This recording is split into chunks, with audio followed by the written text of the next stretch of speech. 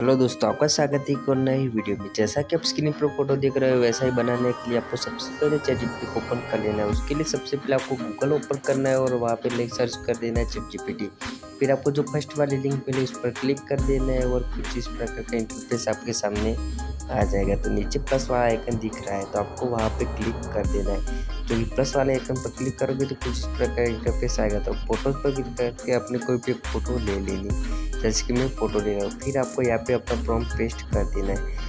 जैसे prompt paste करो और प्रॉम्प्ट डिस्क्रिप्शन में मिल जाएगा, आपको वहाँ से कॉपी कर लेना है। फिर इस एरो पर क्लिक कर देना है। जैसे ही एरो पर क्लिक करोगे तो कुछ ही मिनटों का टाइम लेगा और आपका फोटो बन के रेडी हो जाएगा। और अभी तक आपने वीडियो को लाइक नहीं किया तो वीडियो को लाइक कर दीजिए, चैनल को सब्सक्राइब कर दीजिए।